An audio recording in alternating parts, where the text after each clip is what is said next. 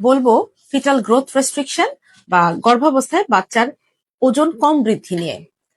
সাধারণভাবে একটা বাচ্চা যখন মায়ের গর্ভে থাকে, যখন সে ভ্রূণ থেকে আস্তে আস্তে বড় হয়, তখন যখন 28 সপ্তাহ হয় তখন বাচ্চার ওজন সাধারণত 1 কেজি হয়।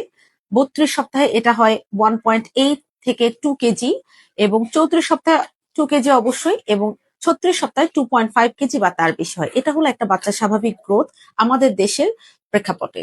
এখন কোনো বাচ্চা যখন এই গ্রোথটা এই তার করেসপন্ডিং গর্ভাবস্থার সময়, যেটা যে যত সপ্তাহে প্রেগনেন্সি, তখন তার যতটুকু ওজন বাড়ার কথা সেই অনুযায়ী না বাড়ে, তখন আমরা বলি যে ফিটাল গ্রোথ রেস্ট্রিকশন, অর্থাৎ বাচ্চা পর্যাপ্ত ওজন পাচ্ছে না। এবার আসি কেন এমনটা হতে পারে, অর্থাৎ গর্ভাবস্থায় বাচ্চার ওজন কম বাড়ার কি কি কারণ হতে পারে। কারণগুলো কিছু হতে পারে মায়ের কিছু শারীরিক সমস্যা, বাচ্চার কিছু শারীরিক সমস্যা, এবং কিছু প্লাসেন্টা বা গর্ভফুলের সমস্যা। মায়ের সমস্যাগুলোর ভিতরে মূলত মা যদি অতিরিক্ত শারীরিক এবং মানসিক চাপে থাকে, অর্থাৎ মা প্রচন্ড পরিশ্রম করেন, উনি ঠিক মতন খেতে পারছেন না। অত্যন্ত গুরুত্বপূর্ণ একটি ফ্যাক্টর হলো নিউট্রিশনাল ডেফিসিয়েন্সি, অর্থাৎ মা পর্যাপ্ত পরিমাণে পুষ্টিকর খাবার খাচ্ছেন না।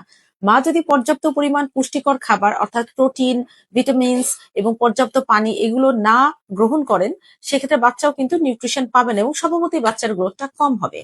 মা যদি অসম্ভব মানসিক চাপে থাকে, সেটাও কিন্তু বাচ্চার গ্রোথকে ব্যাহত করে।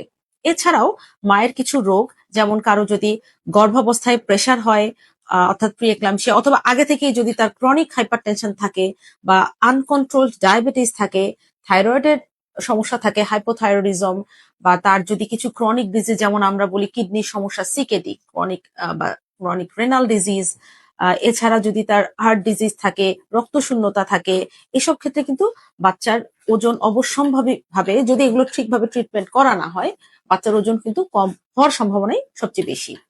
এরপরে আসি ইনফেকশন।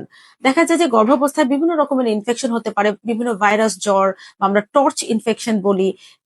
এই ধরনের জীবাণুগুলো দিয়ে যদি মা আক্রান্ত হয়, সেক্ষেত্রে কিন্তু বাচ্চার গ্রোথ রেস্ট্রিকশন হয়, বাচ্চা কিন্তু পর্যাপ্ত পরিমাণ নিউট্রিশন পায় না, এবং বাচ্চার ফুলের উপরও এই ইনফেকশন গুলি, বাচ্চার ফুল এবং বাচ্চা এর উপরে কিন্তু একটা খারাপ ইফেক্ট ফেলে। তো মূলত এসব কারণেই, যেগুলো বললাম যে মায়ের কারণ, এইসব কারণেই মূলত বাচ্চার গ্রোথ রেস্ট্রিকশন হতে পারে। এবার আসি বাচ্চার কি কি সমস্যার জন্য বাচ্চার ওজন কম হতে পারে। যেমন বাচ্চার যদি খুব ইম্পর্টেন্ট এবং খুব কমন যেটা কনজেনিটাল অ্যানোমালি থাকে, বাচ্চার যদি কোনো জন্মগত ত্রুটি থাকে, সেক্ষেত্রে কিন্তু বাচ্চাটা খুব ভালোভাবে বেড়ে উঠতে পারে না। জন্মগত ত্রুটির পাশাপাশি তার ওজনও কিন্তু কম হয়। এছাড়াও কিছু জেনেটিক প্রবলেম, অর্থাৎ ক্রোমোজোমাল অ্যাবনর্মালিটি, যেমন অ্যানিউপ্লয়েডে আপনার ডাউন্সের কথা জানেন, এরকম ডাউন্সের মতন ট্রাইজোমি, ডাউন্স ট্রাইজোমি 21, 13, 18 এগুলো আছে। এই রোগগুলোতেও কিন্তু, এই কন্ডিশন গুলোতেও বাচ্চার গ্রোথ রেস্ট্রিকশন হয়, অর্থাৎ বাচ্চা কিন্তু পর্যাপ্ত পরিমাণে বাড়ে না। এছাড়াও একটু আগে যেটা বললাম মায়ের ইনফেকশন গুলি কিন্তু মা থেকে বাচ্চার ভেতরে, বাচ্চার ফুল বা প্লাসেন্টা ক্রস করে বাচ্চার মধ্যে এসে বাচ্চাকেও আক্রান্ত করে, সেক্ষেত্রেও কিন্তু বাচ্চার ওজন কমে যায়। এছাড়াও বাচ্চা যদি টুইন হয়, ট্রিপলেট হয়, অর্থাৎ 2 বা ততোধিক বাচ্চা যদি থাকে, তারা, এই বাচ্চাগুলো কিন্তু নিউট্রিশনের জন্য, অর্থাৎ পুষ্টির জন্য একটা কম্পিটিশনে থাকে, যে কে কতটা বেশি মার কাছ থেকে নিতে পারে।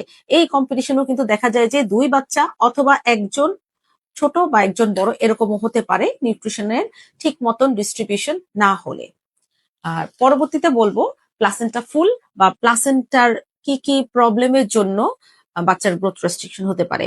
যদি প্লাসেন্টাটা ছোট হয়, প্লাসেন্টাল ইনসাফিসিয়েন্সি বলি আমরা, যে মায়ের কোনো ক্রনিক ডিজিজের জন্য বাচ্চার ফুল বা প্লাসেন্টা যেটা এটা ঠিকভাবে গ্রোই করতে পারলো না, একটু ছোট হলো, সেক্ষেত্রে কিন্তু ছোট প্লাসেন্টার ভেতর দিয়ে মা থেকে বাচ্চার কাছে রক্ত প্রবাহ, নিউট্রিশন, অক্সিজেন সবই কম যাবে, এবং বাচ্চা কিন্তু অবশ্যম্ভাবী ভাবে সাইজে ছোট হবে, তার গ্রোথটা ঠিক মতন হবে না। এছাড়াও বিভিন্ন কারণে, বিভিন্ন রোগের কারণে প্লাসেন্টার মধ্য থেকে নিউট্রিশন এবং অক্সিজেনের আদান প্রদানটা কম হয়। এই কন্ডিশনটাকে আমরা বলি প্লাসেন্টাল ইনসাফিসিয়েন্সি, অর্থাৎ মা থেকে বাচ্চার মধ্যে পর্যাপ্ত পরিমাণ যেতে পারছে না, কারণ ফুলের ভেতরে যে রক্তনালীগুলো আছে সেগুলোতে সমস্যা।